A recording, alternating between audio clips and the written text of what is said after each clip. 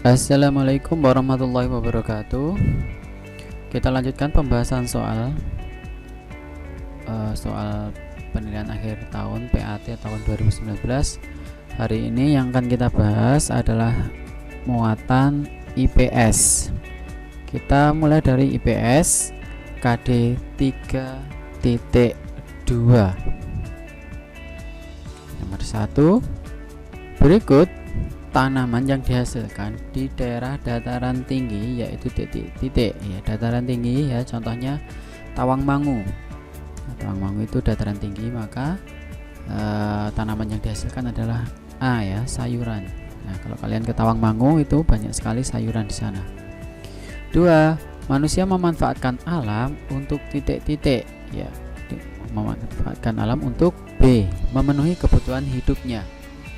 3, dalam kegiatan pelelangan ikan ini berarti menjual ikan hasil tangkapan ya, yang bertugas menawarkan harga dari harga paling rendah sampai tertinggi, yaitu titik-titik. Yang bertugas adalah C, juru lelang.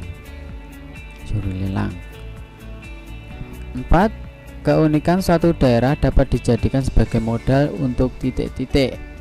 Untuk apa? Ya, D ya, meningkatkan perekonomian masyarakat ya, misalkan dijadikan apa? Dijadikan tempat wisata dan sebagainya. 5, bentuk interaksi manusia dalam menjaga lingkungan alam adalah titik-titik. Bentuknya adalah yang C ya, melakukan reboisasi atau penanaman kembali. Bentuk interaksinya. Romawi 2, kemarau panjang dapat menyebabkan menurunnya hasil pertanian. Untuk menanggulanginya ya, untuk mengatasinya, manusia membuat titik-titik, membuat apa? Hujan buatan ya, hujan buatan. Jadi harus menggunakan peralatan ini. 2, kopi, cengkeh, dan kelapa sawit merupakan hasil titik-titik, hasil perkebunan. 3, penulis buku Andrea Hirata memperkenalkan kehidupan masyarakat Melayu yang tinggal di desa Gantong Belitung melalui novelnya yang berjudul Titik-titik ya. Andrea Hirata itu menulis novel yang berjudul Laskar Pelangi. Nah, kalian mungkin pernah melihat filmnya atau pernah mendengarnya ya. Itu diangkat dari novel karangan Andrea Hirata, Laskar Pelangi. 4, Hari Batik dirayakan setiap tanggal titik-titik. Hari Batik itu dirayakan tanggal 2 Oktober. 5, makanan khas dari Papua berupa bubur sagu dan penyajiannya dengan ikan tongkol disebut titik-titik ya, namanya adalah papeda. Tulisnya P-A-P-E-D-A ya, papeda. Romawi 3, apa manfaat lingkungan alam bagi manusia? Ya, ini manfaat alam bagi manusia itu banyak sekali ya. Contohnya menyediakan bahan pangan. Kemudian contohnya lagi ya, menjadi tempat tinggal. Kemudian contohnya lagi ya, untuk bercocok tanam. 2, apa dampak? Ya, dampak itu akibat menangkap ikan menggunakan bahan peledak. Nah, jelas sekali ya, akibatnya ikan-ikan akan mati. Kemudian akan merusak lingkungan. Ya, merusak lingkungan, kemudian ikan-ikan akan mati. 3, berikan contoh bentuk interaksi negatif, interaksi yang tidak baik manusia dengan lingkungan alam. Ketika memberikan contoh perbuatan manusia ya, atau hubungan manusia dengan alam yang tidak baik. Contohnya apa? Contohnya perburuan liar, kemudian membuang sampah sembarangan, kemudian menebang pohon secara liar, kemudian apalagi membuang limbah ke sungai. Nah, itu contoh interaksi negatif. Interaksi negatif itu interaksi yang tidak baik. 4. Jelaskan pengaruh usaha dengan lingkungan ekonomi. Ya, pengaruh usaha dengan lingkungan ekonomi, ya, usaha yang dilakukan seseorang bertujuan untuk memperoleh penghasilan. Sekali lagi, usaha yang dilakukan oleh seseorang bertujuan untuk memperoleh penghasilan. 5. Sebutkan 3 makanan khas beserta daerah asalnya. Banyak sekali ya. Misalkan apa? Gudeg dari Jogja. Kemudian apa? Tiwul dari Wonogiri. Dan rendang dari Padang. Contohnya itu.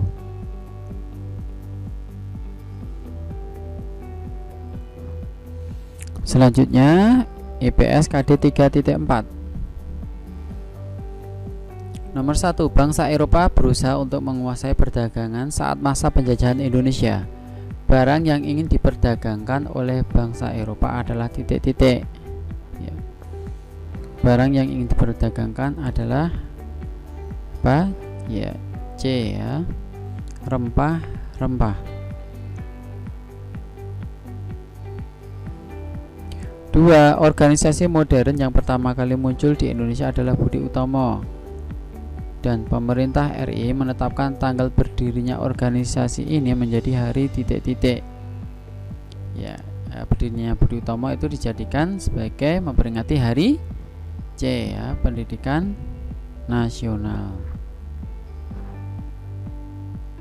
3. Pada masa kepemimpinan siapakah Belanda menerapkan sistem tanam paksa? Tanam paksa itu berarti masyarakat Indonesia diminta menanam sesuai apa yang diinginkan oleh penjajah Belanda. Nah, ini diterapkan ya saat kepemimpinan B. Johannes van den Bosch. 4. Siapakah yang mendirikan organisasi Budi Utomo? Organisasi Budi Utomo ini didirikan oleh D ya, Sutomo.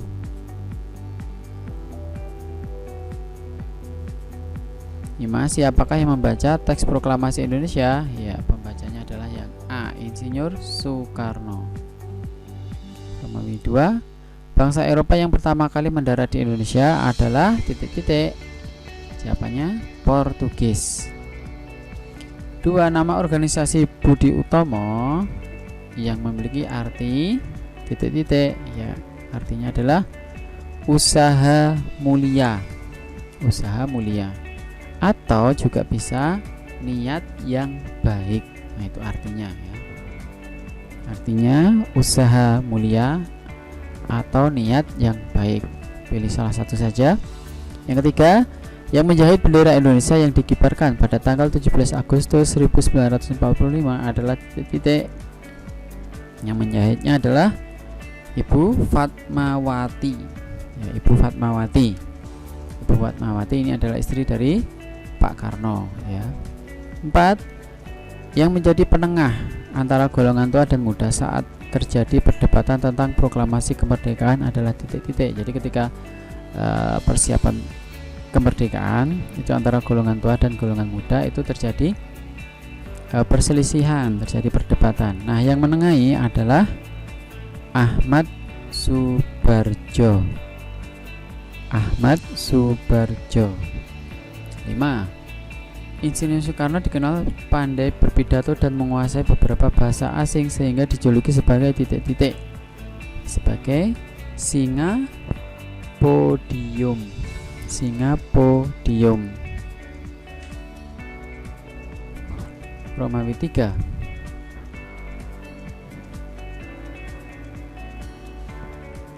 Romawi 3. Nomor 1, sebutkan 3 faktor pendorong bangsa Eropa menjelajah samudra. Ya, jadi bangsa Eropa menjelajah samudra itu karena 3 faktor ya. Di antaranya 1, mencari kekayaan atau istilahnya gold. GOLD ya, gold, mencari kekayaan yang pertama. Yang kedua, menyebarkan agama atau gospel.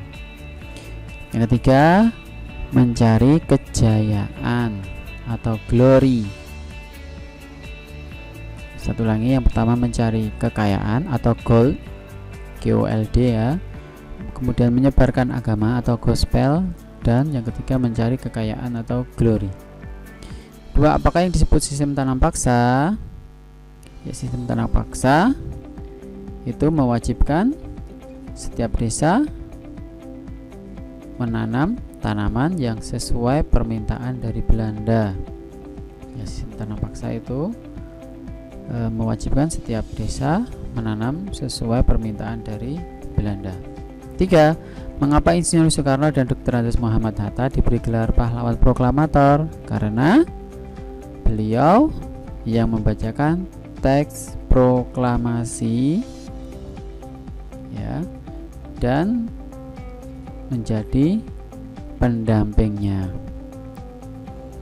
Jadi karena beliau ya, Insinyur Soekarno yang membacakan teks proklamasi dan Dr. Andes Muhammad Hatta sebagai pendamping saat pembacaan teks. 4. Apa tujuan PPKI membentuk Komite Nasional Indonesia atau KNI? Tujuannya adalah sebagai ya, penjelmaan ya, tujuannya adalah penjelmaan dari cita-cita bangsa Indonesia untuk merdeka. 5. Dari bahasa apakah Pancasila itu dan apakah artinya? Pancasila itu berasal dari bahasa Sanskerta. Tulisannya ya SANSEKERTA, Sanskerta. Ya, artinya Pancasila. Panca itu artinya 5 dan sila artinya dasar. Jadi arti Pancasila adalah 5 sila atau 5 dasar. Selanjutnya PS 3.3. Aktivitas ekonomi masyarakat pedesaan adalah titik-titik. Ya, pedesaan itu biasanya C ya, pertanian. 2. Usaha mengolah bahan mentah menjadi barang jadi atau setengah jadi disebut titik-titik. Ini adalah pengertian dari ya B ya, perindustrian. 3. Kepemilikan suatu perusahaan atas penyetoran modal disebut titik-titik, disebut ya saham. Ini biasanya perusahaan berbentuk PT ya. 4. Rahasia perusahaan lebih terjamin merupakan salah satu kelebihan bentuk usaha yang dikelola secara titik-titik. Ya, rahasia perusahaan terjamin itu kelebihan usaha yang dikelola secara iya betul sekali ya. B. Perorangan. 5. Kegiatan memakai atau menghasilkan barang untuk memenuhi kebutuhan baik berupa barang maupun jasa disebut titik-titik. Pengertiannya ya, memakai atau menghasilkan barang ini disebut dengan konsumsi. Ya, memakai barang itu konsumsi. Romawi 2. Orang yang melakukan produksi disebut orangnya ya, hati-hati, orangnya itu disebut produsen. 7. Bahan baku pembuatan kertas adalah titik-titik. Ya, kertas itu dibuat dari kayu. 8. Jenis usaha yang bertujuan memberi pelayanan kepada konsumen sesuai dengan kebutuhannya disebut usaha jasa. 9. Perusahaan yang seluruh usaha dimiliki swasta dinamakan ya badan usaha milik swasta atau disingkat BUMS, badan usaha milik swasta. 10. Usaha konveksi adalah usaha yang menghasilkan titik-titik. Jawabannya adalah yang menghasilkan pakaian jadi. Pakaian jadi. 11. Sebutkan 3 contoh usaha dalam bidang jasa. Banyak sekali ya usaha yang dia tidak menghasilkan barang ya, tapi hanya berupa pelayanan saja. Contohnya apa? 1. Bengkel. 2. Barbershop atau potong rambut. 3. Misalkan tukang jahit. Nah itu ya, contohnya itu. Yang 12, sebutkan fungsi dan peranan BUMN yang kamu ketahui. Ya, BUMN itu berarti fungsinya diantaranya adalah membuka lapangan pekerjaan. Kemudian apalagi ya, menghasilkan pendapatan bagi negara. 13. Apa tujuan kegiatan produksi? Produksi tujuannya untuk menghasilkan barang dan jasa yang dibutuhkan oleh masyarakat. Satu lagi, tujuan produksi adalah menghasilkan barang dan jasa yang dibutuhkan oleh masyarakat. 14. Sebutkan usaha-usaha yang dilakukan masyarakat untuk memenuhi kebutuhan.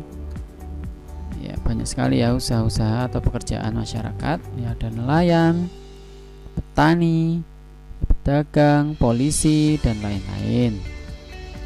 15. Apa yang dimaksud distribusi? Distribusi itu merupakan kegiatan menyalurkan hasil produksi dari produsen ke konsumen. Satu lagi, distribusi adalah kegiatan menyalurkan hasil produksi dari produsen ke konsumen. Selanjutnya IPS 3.1. Nomor 1, secara geografis. Secara geografi itu berarti secara nyata di bumi ini ya. Indonesia terletak di antara dua benua yaitu titik-titik. Jawabannya adalah B ya, benua Asia dan Australia. 2. Sebuah kenampakan alam menyerupai tonjolan berbentuk kerucut. Tonjolan tersebut memiliki ketinggian 300 meter di atas permukaan air laut. Kenampakan alam tersebut disebut titik-titik. Jawabannya bukit.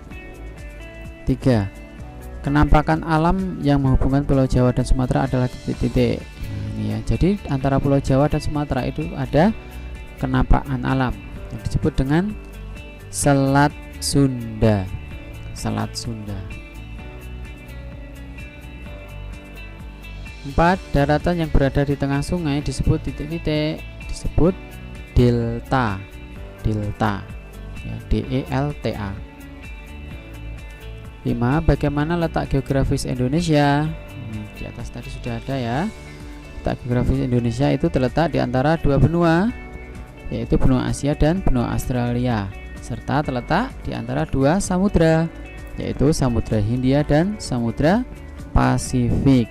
Satu lagi, ya, secara geografis Indonesia terletak di antara dua benua, yaitu benua Asia dan benua Australia, serta terletak di antara dua samudra, yaitu Samudra Hindia dan Samudra Pasifik. Ya, KD 3.3. Perhatikan tabel di bawah ini ya. Kelompok benda yang dihasilkan jenis usaha yang tepat ditunjukkan oleh nomor ya. Yang tepat adalah nomor ya yang B ya. Peternakan itu menghasilkan daging, susu, telur, keju.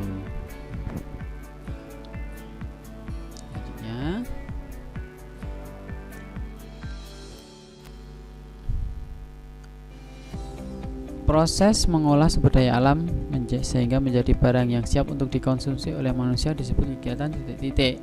Kegiatan ini disebut kegiatan C, produksi. 3. Berikut ini yang termasuk usaha jasa adalah titik-titik. Ingat, usaha jasa itu tidak menghasilkan barang ya, tapi hanya sebuah pelayanan saja, yaitu jawabannya yang A ya, usaha pemandu wisata. Kalau ini yang B ini menghasilkan barang apa? Rumput laut. Ini juga menghasilkan barang, topi. Ini yang D menghasilkan tas. Nah, kalau A ini hanya sebuah pelayanan, maka jawabannya yang A. 4. Perusahaan daerah air minum merupakan salah satu usaha ekonomi yang dikelola secara titik-titik. Biasanya berbentuk dikelola secara kelompok ya, dikelola secara kelompok. 5. Surat berharga sebagai tanda keikutsertaan menanamkan modal dalam suatu perusahaan disebut saham. Saham ya.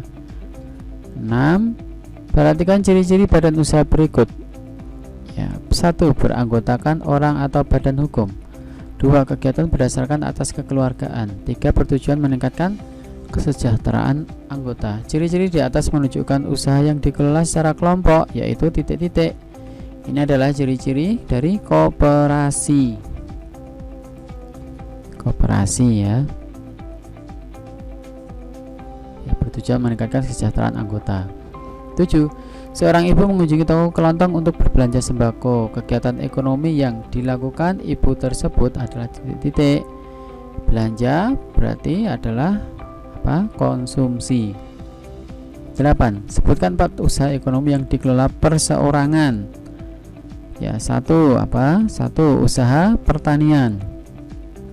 Dua, usaha jasa. Tiga, usaha perdagangan. Empat, industri kecil. 9. Koperasi merupakan usaha bersama dalam bidang ekonomi. Kerjasama dalam koperasi berdasarkan prinsip saling membutuhkan dan kesamaan kebutuhan anggotanya. Tuliskan 5 bentuk koperasi yang ada di Indonesia. Ya, 1. Koperasi konsumsi. 2. Koperasi simpan pinjam. 3. Koperasi produksi. 4. Koperasi jasa. Kelima, koperasi serba usaha. 10. Apa hubungan kegiatan ekonomi dengan kemajuan suatu negara? Ya, hubungannya adalah semakin maju kegiatan ekonomi suatu negara, berarti semakin lancar juga peredaran uang, barang, dan jasa untuk memenuhi kebutuhan masyarakat. Dengan demikian, kesejahteraan juga semakin meningkat. Baik, itu untuk pembahasan kita hari ini. Assalamualaikum warahmatullahi wabarakatuh.